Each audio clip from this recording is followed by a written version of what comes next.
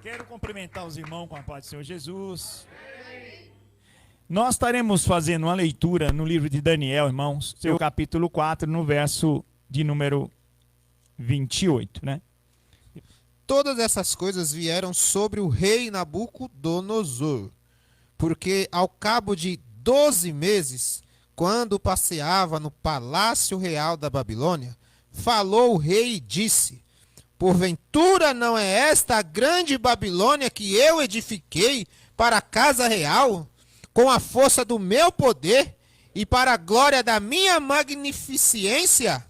Ainda estava a palavra na boca do rei, quando caiu uma voz do céu: a ti se diz, ó rei Nabucodonosor, passou de ti o reino, e te lançarão de entre os homens, e a tua morada será com os animais do campo.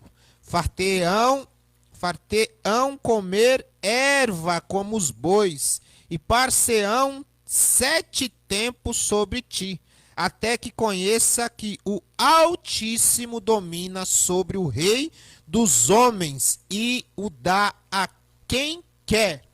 Agora, pois, eu, Nabucodonosor, louvo, exalço e glorifico ao Rei do céu, porque todas as suas obras são verdadeiras. Os seus caminhos, juízo e poder, humilha aos que andam na soberba. Quem foi Nabucodonosor? Nabucodonosor, o profeta Jeremias, ele escreveu lá no seu capítulo 27, a partir do verso 6, o Eterno disse para ele: olha, Nabucodonosor, tu és o meu servo. Ó, irmãos, e eu vou te dar autoridade e domínio para você subjugar o meu povo. Mas Nabucodonosor não soube receber essa autoridade. Você sabe que existem muitas pessoas que elas não sabem exercer aquilo que é devido. Eu sempre digo que existem pessoas que elas não vieram para governar, porque não sabem governar, mas elas vieram para ser governadas. Essa é a verdade, irmãos. Então, Deus, ele colocou Nabucodonosor e invadiu Jerusalém, levando cativo para Babilônia alguns irmãos que passaram, eles tiveram famílias, porque o Senhor disse através do profeta Jeremias: olha, ficai tranquilo, porque lá vocês vão ter filhos, fiquem tranquilos. Portanto, Daniel, ele atentou muito para as profecias, que 70 anos era o tempo em que esse povo ficaria restrito em Babilônia. Se você for buscar as histórias, você verá que Nabucodonosor, ele edificou aquela cidade a ponto de estar nas histórias como a 7ª maravilha maior desse universo. Você já pensou, queridos, o que este homem fez?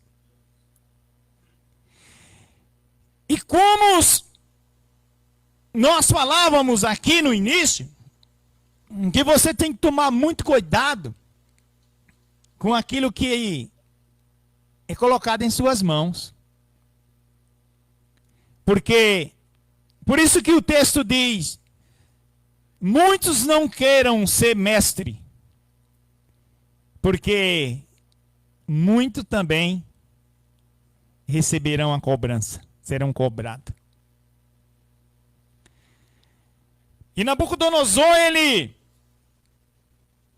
ele se exaltou, ele cresceu. Porque, irmãos, como é que você analisa? Como que Deus poderia chegar para um homem, um rei, seja ele qual for, e abater este rei? Agora você analisa o amor que Deus tem para com o ser humano.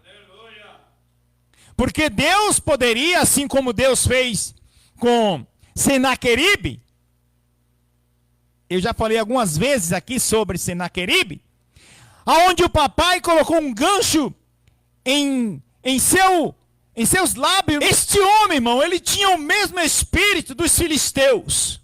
O mesmo. Ele tentou subjugar o eterno. O mesmo espírito que estava lá no deserto, quando disse para o grande Yahvé: olha, Yahvé, se tu prostrar-me, adorar-me, eu te darei tudo isso aqui a ti. Irmãos, que coisa é esta? Então aí você vê o amor, a bondade e a misericórdia do papai. Quantas vezes por dia nós erramos, irmãos? Aleluia.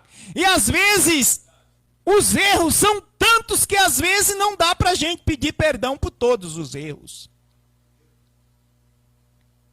E o pai, toda a nossa falha, ele vai estar computando, irmão. Porque não esquece.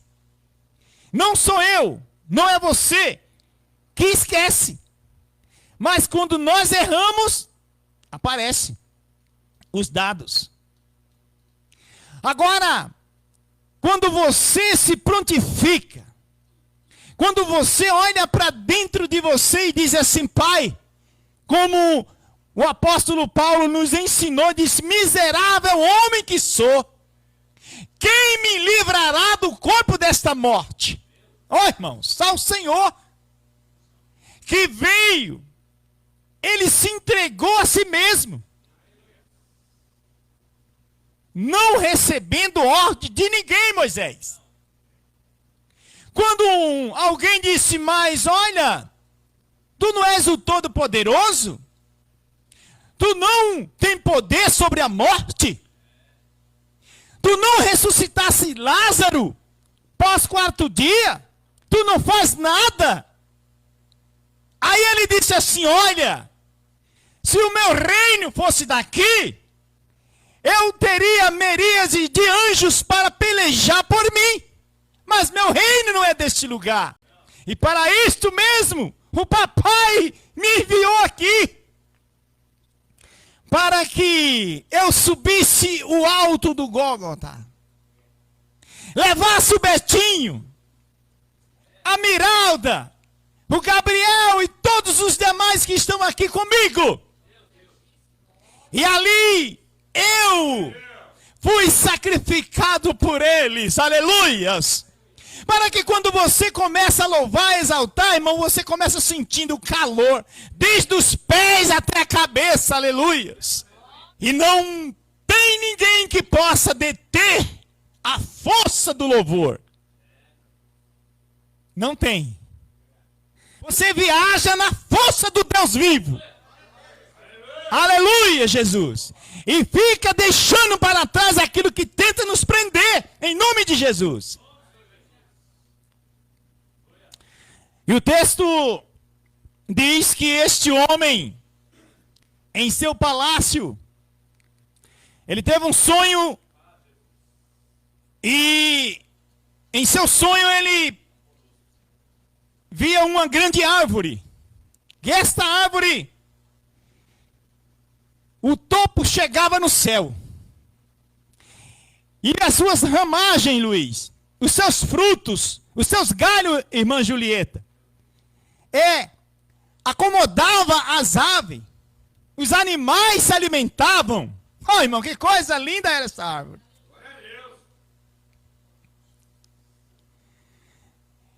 Mas ele não sabia, não tinha recebido a interpretação desse sonho. Então, automaticamente, ele introduziu os seus magos, os astrólogos, os adivinhos, para saber o motivo desse sonho. Mas nenhum deles puderam falar o sonho. Mas de repente, foi introduzido na presença do rei um homem chamado Beltesazar, que ele logo disse: este nome é o nome do meu Deus. Olha lá.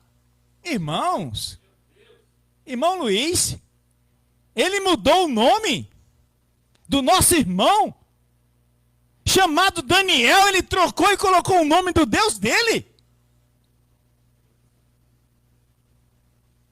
Nome de uma divindade. E quantas vezes, irmãos, o inimigo não tenta trocar o teu nome, mudar a tua fisionomia, dizer assim tu fica mais bela, mais bonita, tu aparece mais. Não, irmão, vamos dizer não, eu sou do jeito que o meu papai me criou. Aleluia, é assim na força de Deus que eu vou servir a Ele. Ele fica preocupado, irmãos. Nada contra. Cada um faz, usa e vive do jeito que quiser. Mas muitos queriam que nós estivéssemos aqui na frente, usando camiseta, mostrando até aqui um umbigo quando levantasse a mão, porque existe isso, irmãos. Falta de ordem, de decência no culto ao eterno, aleluias. Não que roupa isso aqui vai salvar ninguém, mas o pudor salva sim em nome de Jesus. Aí este homem teve a coragem, irmãos. Foi corajoso. Ele falou, quando ele foi introduzido na presença do rei, o texto vai dizer que ele ficou alguns minutos, sabe, Beto? Ele ficou assim, atônito, sem saber o que falaria diante da majestade, irmão. Esse homem, ele era poderoso. E você, Moisés, tem que dizer assim, ó rei, a partir de hoje o teu reino passará, e tu vai criar asa, e vai dormir no campo, e pastar como os animais, irmão. Que palavra é essa para você dizer a um rei? Mas foi ele. Irmão, se é ele, abraça em nome de Jesus Cristo, irmão. Porque só ele pode nos dar vitória. Só ele pode aquecer os artelhos e os tendões dos nossos pés, em nome de Jesus Cristo, para passar pelas provações, pela dificuldade e até pelo fogo. Ou você pensa que ser um soldado de Deus, como que é isso, será? Como que é, Roberto, ser um soldado de Deus? Como que é estar numa batalha? Como que é abraçar a sua esposa, beijar os seus filhos e dizer, amor, ore por mim, porque eu não sei se volto. Ó, irmão, isto é um soldado. E o apóstolo Paulo, ele disse, se você se alistou para o exército, e no final você não for coroado, porque você não militou legitimamente. É o que a Bíblia diz, irmãos. Não vai reclamar do eterno. Não. Não reclame do pastor. Não do bispo, da igreja, não. Dos cantores, não. Mas diga não. Eu errei. O rei, o teu coração vai ser trocado. Meu Deus. Irmãos, já pensou, irmãos? E o texto vai dizer do verso 28 que o Luiz leu, que ele, Roberto, depois que ouviu tudo isto, ele continuou no palácio andando, sabe? Então, quando Daniel disse, olha, rei, ao espaço daquele tempo, você receberá um coração de animal. Você crescerá asas, pena, e você vai voar para o deserto. E saiba mais, você ficará 7 tempos sendo molhado pelos orvalhos, comendo grama, até que você reconheça que Ele é o Todo-Poderoso. Irmão, Deus deu uma chance para este homem. E esta noite Deus nos dá mais uma chance, em nome de Jesus, irmãos.